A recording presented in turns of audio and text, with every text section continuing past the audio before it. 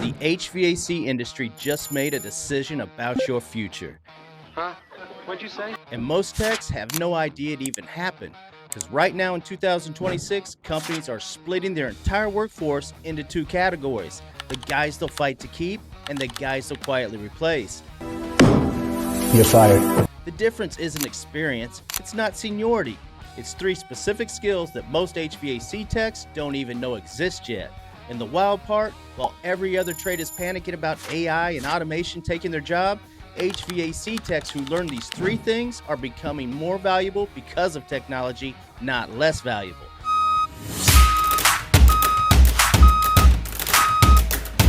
I've spent over 30 years in blue-collar work, union carpenter, project manager, and UAW inspector, and I've watched entire trades get disrupted overnight. But what's happening in HVAC right now? It's different. The guys who upgrade their skills in the next 12 months are going to be virtually impossible to replace. And the guys who don't, they're going to wonder why their phone stopped ringing.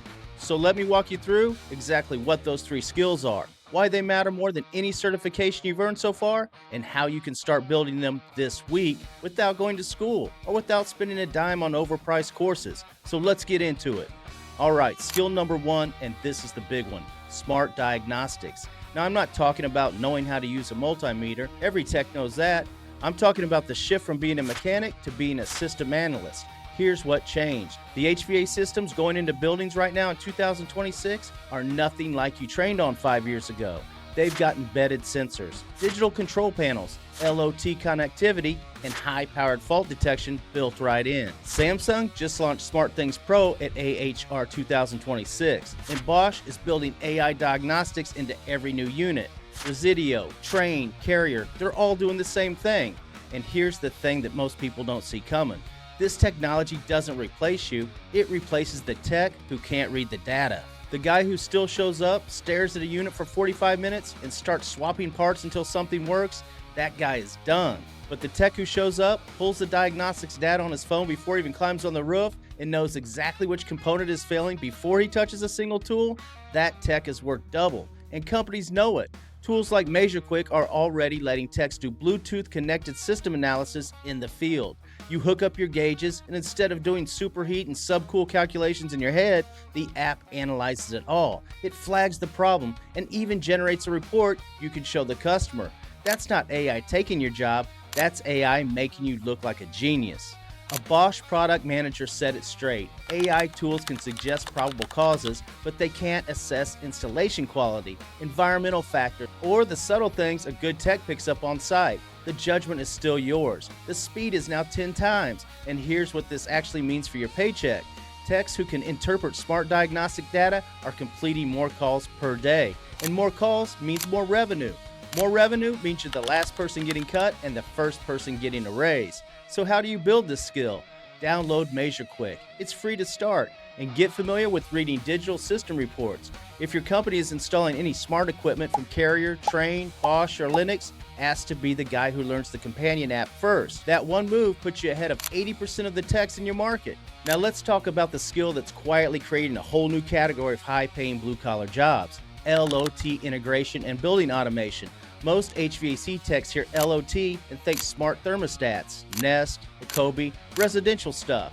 That's kiddie pool. The real money, the career-changing money, is in commercial building automation systems, BAS, EDC controls, and the companies that manage these systems are desperate for techs who understand both the mechanical side and the digital side. So let me give you some numbers that'll wake you up. Data center HVAC technicians are averaging $32 to $57 an hour right now. That's according to ZipRecruiter's 2026 data. And at the top end, commissioning techs on data center builds are pulling $55 to $85 an hour plus per diem.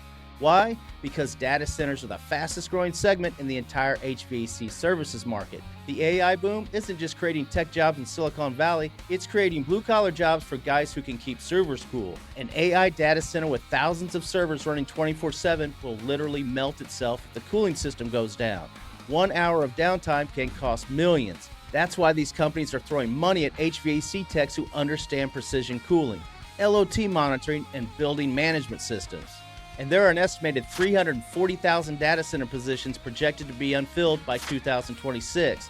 That's not a typo. 340,000 open jobs, and HVAC cooling specialists are one of the top 2 trades they need. Now let me flip this back to what it means for you if you're not going the data center route. Even in regular commercial HVAC, like hospitals, universities, or office buildings, the systems are going LOT. Sensors in every zone are there, cloud-connected dashboards, remote monitoring that lets you diagnose a problem from your truck before you walk in the door. The techs who understand how to read the data, configure those systems, and troubleshoot the connection between the mechanical equipment and the digital controls, they're not just HVAC techs anymore, they're system integrators. And system integrators don't get paid $28 an hour.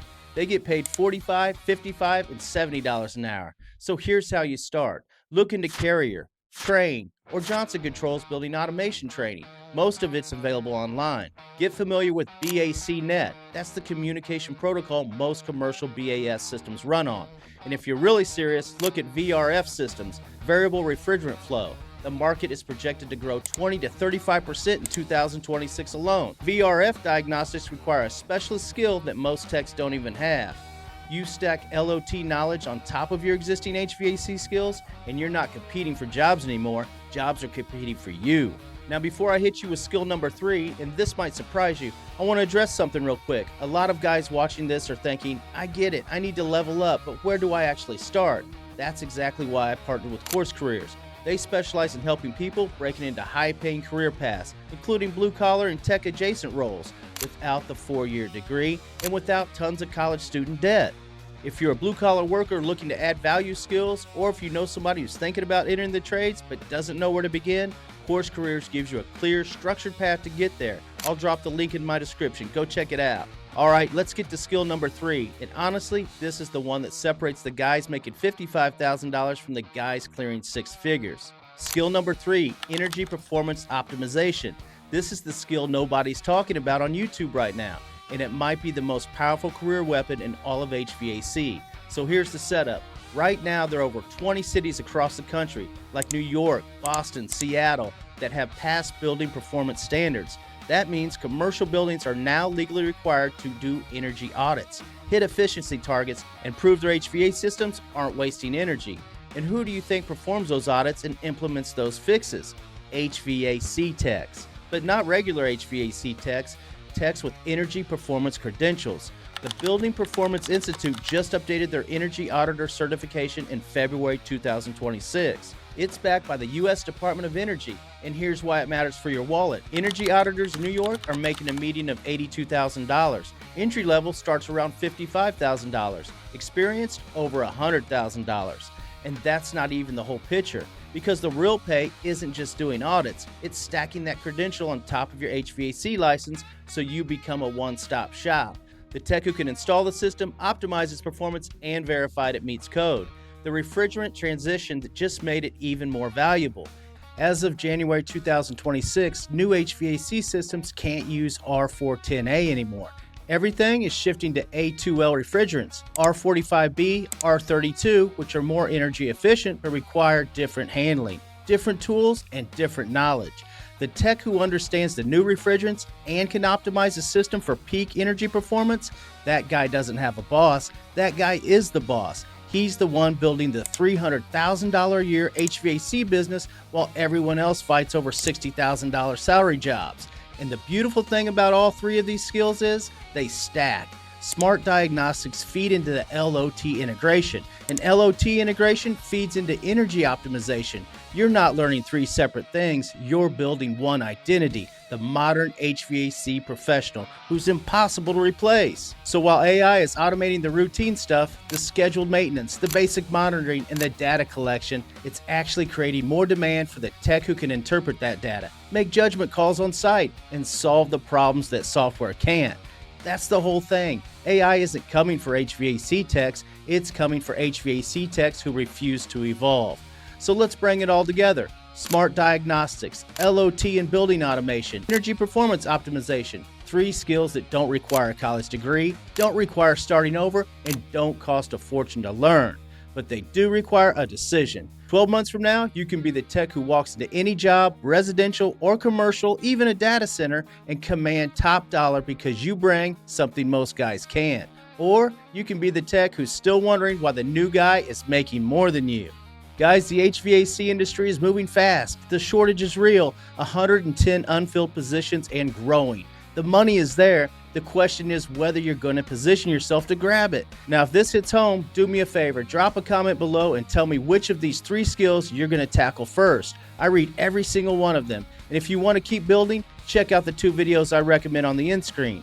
One breaks down exactly how much HVAC techs are making in 2026, and the other shows you the fastest path from employee to HVAC business owner. Both of them will change how you think about this career. I'm JV Charles. I'll see you on the next one.